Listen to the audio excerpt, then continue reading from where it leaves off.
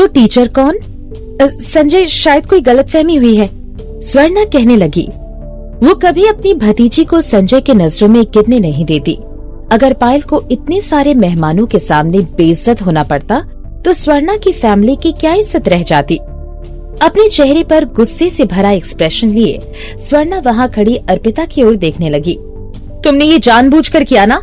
मैंने तुम पर गुस्सा किया था, इसलिए तुमने उसका बदला लेने के लिए मेरी भतीजी के साथ ये किया? बस, बहुत हुआ, संजय ने चिल्लाते हुए कहा। उसके एक इशारे से सारे बॉडीगार्ड उसके सामने आ गए। शब्द दर शब्द वो कहने लगा, इस औरत को मित्तल हाउस से बाहर फेंक दो और ध्यान रहे कि वापस कभी यहाँ एंटर ना कर पाए।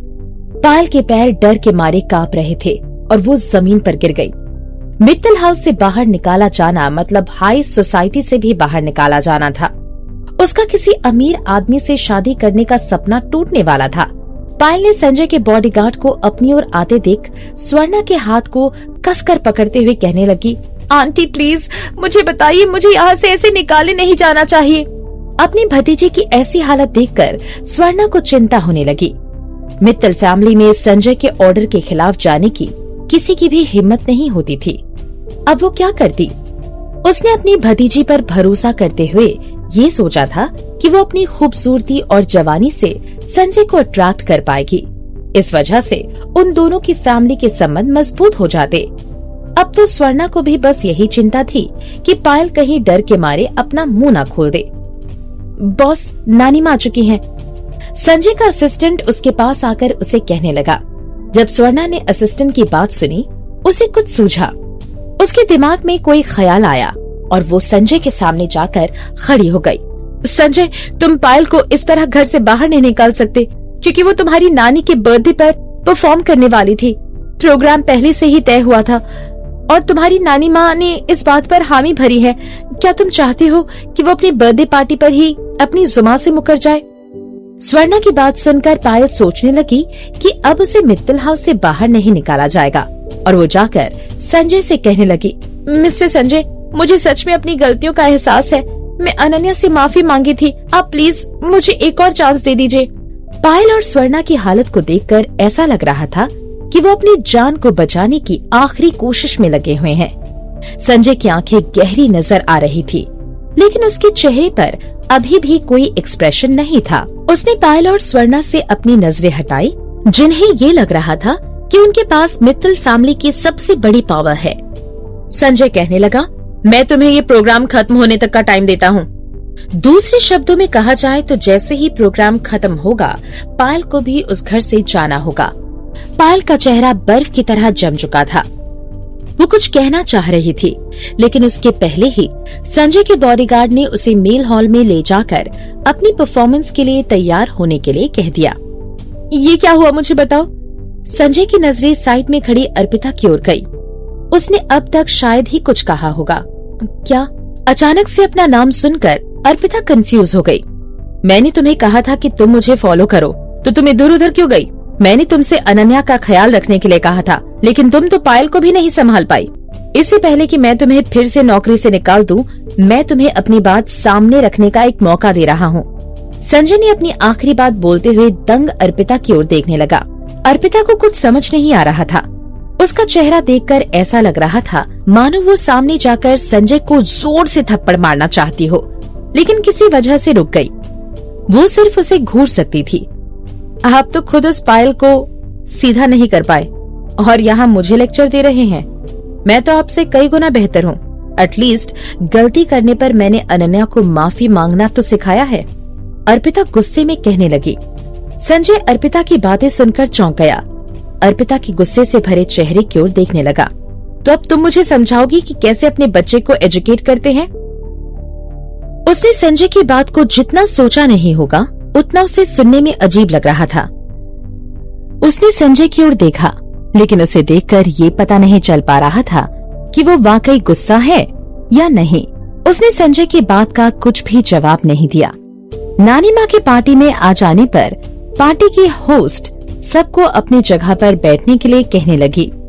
उन दोनों को झगड़ा हुआ देख वहाँ खड़ा असिस्टेंट संजय को फिर से याद दिलाते हुए कहने लगा, बॉस, नानी माँ आपका इंतजार कर रही हैं। अगर आप अभी उनके पास नहीं गए तो मुझे डर है कि वो खुद आपको ढूंढते ढूंढते यहाँ न आ जाएं। जब संजय ने असिस्टेंट की बात सुनी, उसने अपनी नजरें घुमाते हुए हॉल की तरफ देखा। अनन्या को गोद में लेकर उसने कुछ कदम आगे लिए और अपने पीछे पलटकर अर्पिता की ओर देखा, जो अब तक वहीं खड़ी थी। अर्पिता के चेहरे पर पसीने छूटने लगे और वो जल्द ही संजय को फॉलो करने लगी। जब पार्टी की होस्ट ने पार्टी के शुरू होने की अनाउंसमेंट की, हॉल की लाइटें डिम हो गई। एंट्रेंस की ओर स्पॉटलाइट आकर रुक गई। वहाँ से किसी मस्कुलर और हैंडसम इंसान के आने की छवि दिखने लगी। वो बहुत ज्यादा हैंडसम लग रहा था। संजय ने अपनी नजरों से पूरे हॉल की ओर देखा। उसकी एक ही नजर सबको कंट्रोल करने लगी। उसने वहाँ बैठे सारे मेहमानों को देखा और नानी माँ को अंदर आने के लिए उनका हाथ पकड़कर मदद करने लगा। वो दोनों ने एक दूसरे का हाथ पकड़कर रेड कार्पेट से हॉल में एंटर किया। अनन्या भी नानी माँ का हाथ पकड़े हुए अंदर आ रही थी। नानी माँ के कानों में सबकी तारीफें गूंज रही थी। ज्यादातर मौजूद वहाँ लोग इस नजारे को देखकर जल रहे थे। अर्पिता ये सब भीड़ में खड़ी होकर देख रही थी। जब उसने फिर से संजय की ओर देखा तो उसे लगने लगा कि वो इतना भी पत्थर दिल नहीं है। एटलीस्ट वो उन लोगों में से था जो अपनी फैमिली की बहुत फिक्र करता था। मैंने सुना है कि बाद में कोई टैलेंट शो भी है। पता नहीं किसकी बेटी को यहाँ परफॉर्म करने का मौका मिला है। वो जरूर टैलेंटेड और खूबसूरत होगी, इसलिए तो मित्तल फैमिली ने उसे यहाँ परफॉर्म करने के लिए मौका दिया। पायल सिर्फ संजय को पीछे से देख पाई जब संजय के बॉडीगार्ड ने उसे हॉल से दूसरे कमरे में जाने के लिए कहा। जब वो काफी बुरा फील कर रही थी, तभी उसने हॉल से मेहमानों की ये बात सुन ली।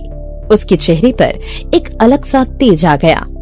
चाहे वहाँ कुछ भी हुआ हो, वो अभी भी मित्तल फैमिली की पार्टी में मौजूद थी। उसने सुना था कि संजय ने बहुत कम उम्र में अपने माता पिता को खो दिया था और उसके बाद नानी माँ ने ही उसे पाल पोस कर बड़ा किया। इसलिए पायल ने लाख कोशिश करके स्वर्णा की ओर से पार्टी में परफॉर्म करने के लिए अपनी जगह बना ली, इस उम्मीद में कि वो संजय के नानी माँ को इम्प्रेस कर पाए। पायल ने कभी ये सोचा भी नहीं होगा कि संजय की नजरों में ऊपर उठने का उसके पास ये आखिरी चांस होगा। अगर उसकी परफॉर्मेंस अच्छी होती तो नानी माँ उसकी तारीफ जरूर करेंगी। फिर वो उस मौके का फायदा उठाकर रिक्वेस्ट कर सकती थी कि वो और कुछ समय नानी माँ के साथ बिताना चाहती है और उनके साथ रहना चाहती है। अगर ऐसा होता तो उसे मित्तल हाउस से कोई बाहर नहीं निकाल सकता था। पायल ने जब इस बारे में सोचा, उसके चेहरे पर और भी बड़ी स्माइल आ गई। सबकी नजरों को अपनी ओर देखते हुए पायल ने अपने स्कर्ट को उठाकर स्टेज पर रखे हुए पियानो के पास चली गई। माँ, पायल ने बड़ी मेहनत करके सिर्फ आपके बर्थडे के लिए परफॉर्मेंस तैयार किया है। कई दिन से मैं उसे देर रात तक पियानो पर प्रैक्टिस करते हुए देख रही थी। उसने मुझसे कहा था कि आप इस परफॉर्मेंस को पूरी तरह से एंजॉय करेंगी। जैसे ही स्वर्णा ने अपनी भतीजी को स्टेज पर देखा, वो नानी माँ के पास जाकर उन्हें उसके बारे में बताने लगी। वो धीरे से कहने के बजाय और जोरों से कहने लगी। उसे लगा कि वहाँ मौजूद मेहमानों को नहीं पता कि मित्तल फैमिली के फंक्शन में परफॉर्मेंस करने वाली औरत आखिर कौन है। एक्चुअली पायल ने पियानो बजाने में पूरा कोर्स किया है, लेकिन वो अपनी स्किल्स को परफेक्ट करना चाहती थी ताकि नानी माँ उसे अच्छी तरीके से एंजॉय कर सके। Oh really? तो फिर चलो देखते हैं, नानी माँ कहने लगी। अपने हाथ उठाकर उन्होंने संजय को अपने पास बैठने के लिए कहा। जैसे ही संजय बैठा, उन्होंने उसके कंधे पर मारते हुए पूछा, संजय बेटा, मेरी बहू कहाँ है जो मैंने तुम्हारे लिए चुनी है? आखिर अर्पिता है कहाँ?